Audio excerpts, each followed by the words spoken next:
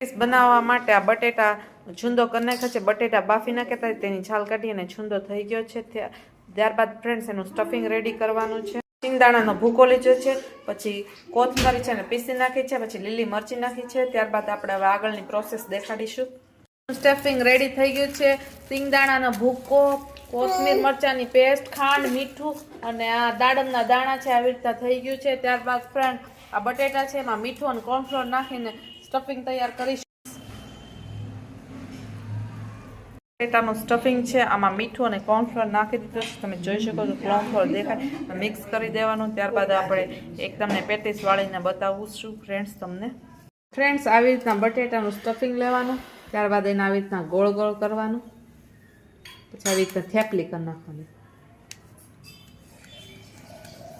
બરાબર. પછી આપણે છે ને તેલ આવી રીતના લગાડી દેવાનું એટલે ચોટે નહીં. પછી ત્યારબાદ આ હોય ને સ્ટફિંગ આપણે બનાવ્યું છે કોથમરીનું, કોથમરી, મરચી, શિંગદાણા અને આ દાડમના દાણા, એને પછી આવી રીતના વાળી દેવાનું.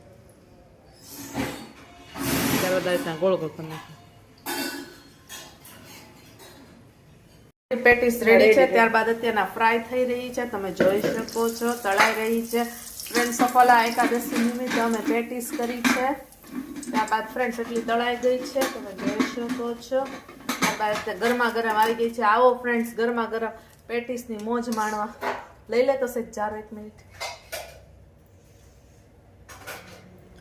રોટલી બચી હોય છે તો એને તળી નાખીએ છીએ. અમે તળેલી રોટલી બનાવીએ છીએ નાસ્તામાં. પપ્પાને બહુ જ ભાવે છે.